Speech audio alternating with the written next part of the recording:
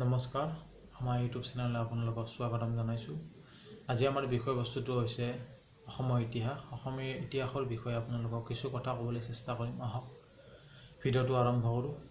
প্ৰথমটি প্ৰশ্ন হৈছে কামৰূপৰ প্ৰাচীন নাম কি আছিল? উত্তৰটি হ'ল প্ৰাগজ্যোতিষপুৰ। সকলোৰে মনত প্ৰশ্ন এটা উদয় হয় যে প্ৰাগজ্যোতিষপুৰ নামটো ক'ৰ পৰা আহিল। উত্তৰটি হৈছে তাতকৈ আগত ৰাজ্যখনৰ নাম প্ৰাগজ্যোতিষ আছিল। প্ৰাগজ্যোতিষপুৰ এই ৰাজ্যৰ ৰাজধানী আছিল। অতি উচ্চমান জ্যোতিষ চৰ্চাৰ কেন্দ্ৰ আছিল বাবে এই ৰাজ্যখনৰ নাম প্ৰাগজ্যোতিষপুৰ নামেৰে প্ৰসিদ্ধ কৰা হৈছিল। দ্বিতীয় প্ৰশ্নটি হৈছে কামৰূপ নামটো ক'ৰ পৰা আহিল। উত্তৰটি হৈছে কোনো এখন ঠাইৰ উৎপত্তি বা সৃষ্টিৰ আঁৰত আখ্যান বা কিংবদন্তি আদি জড়িত হৈ থাকে। আমাৰ ৰাজ্যখনৰ নাম কামৰূপ হোৱাৰ অন্তৰালত কিছুমান আখ্যান মুখে ধৰি বহু বছৰ ধৰি চলি আহিছে। তেনে এক আখ্যান মতে এবাৰ হিন্দু ধৰ্মাৱলম্বী লোকৰ ঈশ্বৰ দেৱতা শিৱ ঘোৰ তপস্যাত নিমগ্ন হৈ আছিল।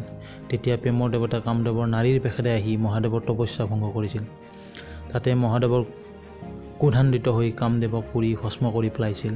কিন্তু কামদেৱৰ পত্নী ৰতি দেৱীয়ে অনুনয় বিনয় সন্তুষ্ট হৈ মহাদেৱে কামদেৱক পুনৰ পূৰ্বৰ ৰূপক ঘূৰাই দিছিল। এই ঠাইতে কামদেৱৰ নিজৰ ৰূপ পুনৰ লাভ কৰিছিল বাবে এই ৰাজ্যখনৰ নাম কামৰূপ হ'ল। ৩ নম্বৰ প্ৰশ্নটি হৈছে হৰিহৰ যুদ্ধ কাক কোৱা হয়। উত্তৰটি হৈছে শ্ৰীকৃষ্ণৰ এটি নাম হৰি, আকৌ শিৱক হৰ বুলি কোৱা হয়।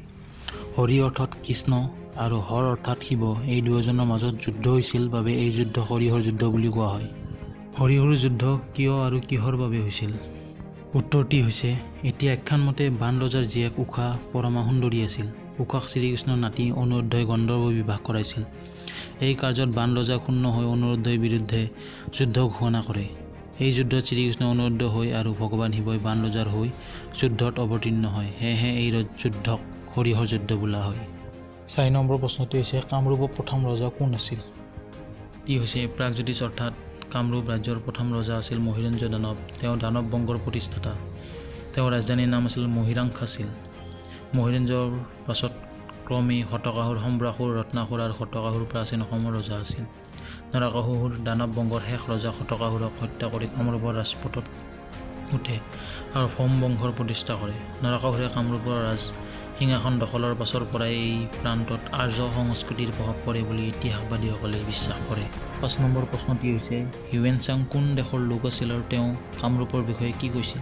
উত্তৰটি হৈছে চীন পৰিব্ৰাজক হিউৱেনচাং নালান্দা বিশ্ববিদ্যালয়ত বৌদ্ধ ধৰ্ম সম্বন্ধে অধ্যয়ন কৰিছিল। সেই সময়ত ভাস্কৰ বৰ্মনে তেওঁক কামৰূপলৈ আমন্ত্ৰণ জনায়। ভাস্কৰ বৰ্মনৰ আমন্ত্ৰণ ৰক্ষা কৰি হিউৱেনচাং কামৰূপলৈ আহে আৰু প্ৰায় এমাহ কাল কামৰূপত থাকে। তেওঁৰ ভাৰত সম্বন্ধে ৰচনা কৰা চি.ইউ.কি নামৰ গ্ৰন্থখন কামৰূপ সম্বন্ধে বহুতো কথা লিখি থৈ গৈছে। এই লিখনিৰ পৰা আমি সেই সময়ৰ কামৰূপৰ সম্বন্ধে বহু কথা জানিব পাৰোঁ। হিউৱেনচাঙৰ টোকামতে সেই সময়ত কামৰূপৰ পৰিধি প্ৰায় ১৭০০ মাইল আছিল। ইয়াৰ লোকসকল সহজ-সৰল আৰু চহকী আছিল। কামৰূপৰ লোকসকল স্মৃতি শক্তিত প্ৰখৰ আৰু অধ্যয়নৰ প্ৰতি আগ্ৰহী আছিল। মধ্য ভাৰতৰ ভাষাতকৈ কামৰূপৰ ভাষা অলপ বেলেগ আছিল। ইয়াৰ জলবায়ু সেমেকা আছিল। ইয়াৰ লোকসকল তেতিয়াই নাৰিকলৰ আৰু কঁঠালৰ খেতি কৰিছিল আৰু বৌদ্ধ ধৰ্মৰ ইয়াত কোনো প্ৰভাৱ নাছিল। ভাস্কৰ বৰ্মনৰ এজন গুণী জ্ঞানী আৰু ৰজা আছিল। তেওঁ বৌদ্ধ নাছিল যদিও এই ধৰ্মৰ প্ৰতি শ্ৰদ্ধাশীল আছিল বুলি তেওঁ চি.ইউ.কি নামৰ গ্ৰন্থখনত লিখি থৈ গৈছিল। ৬ নম্বৰ প্ৰশ্নটি হৈছে পুৰণি কামৰূপৰ ৰাজ্যৰ অৰ্থনৈতিক আৰু সামাজিক অৱস্থা ইমান উন্নত কিয় আছিল। উত্তৰটি হৈছে আজিৰ দৰে অতীজ কামৰূপত এৰী মুগা পাট কপাহী কাপোৰ তৈয়াৰ কৰা হৈছিল। আনকি ৰামায়ণ আৰু অৰ্থশাস্ত্ৰতো কামৰূপৰ পাট কাপোৰৰ কথা উল্লেখ আছে। মাছমৰা নৈৰ পৰা সোণ উলিওৱা, সোণ গঢ়া, কাপোৰ বোৱা প্ৰাচীন কামৰূপৰ লোকসকল কেইটিমান উল্লেখযোগ্য বৃত্তি আছিল। ৰূপ বা বেতৰ শিল্পতো কামৰূপৰ এখন আগবঢ়া ৰাজ্য আছিল। ইটা তৈয়াৰ কৰা শিল্প আৰু প্ৰস্তৰ শিল্প কাৰ্যতো কামৰূপ ভাৰতৰ আন ৰাজ্যবোৰৰ ভিতৰত আগস্থান পাইছিল। আভ্যন্তৰীণ আৰু বৈদেশিক বাণিজ্যতো কামৰূপ ৰাজ্য আগবঢ়া আছিল। তিব্বত, ভূটান, চীন, শ্ৰীলংকা আৰু দক্ষিণ পূব এছিয়াৰ দেশবোৰৰ সৈতে কামৰূপৰ বাণিজ্যিক সম্পৰ্ক আছিল। বিভিন্ন বৈদেশিক ৰাজ্যবোৰৰ লগত জল পৰিবহণৰ জৰিয়তে বেপাৰ বাণিজ্য কৰা হৈছিল। পৰিবহণৰ ব্যৱস্থাত ব্ৰহ্মপুত্ৰ আৰু গংগা নৈক প্ৰধানত ব্যৱহাৰ কৰিছিল। ৭ নম্বৰ প্ৰশ্নটি হৈছে সতীদাহ প্ৰথা কি।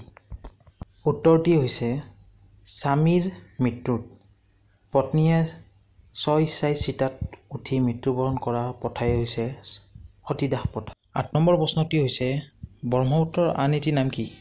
উত্তৰটি হৈছে লোহিত অৰ্থাৎ ৰঙা। 9 নম্বৰ প্ৰশ্নটি হৈছে আহোমসকলে অসমলৈ কেতিয়া আহিছিল? উত্তৰটি হৈছে 1228।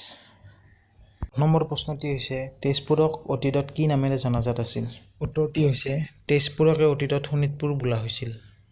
যদি ভিডিঅ'টো ভাল লাগিছে তেতিয়াহ'লে লাইক শ্বেয়াৰ এণ্ড ছাবস্ক্ৰাইব কৰিব নাপাহৰিব। লগতে ঘণ্টা বটনটো বজাই দিব।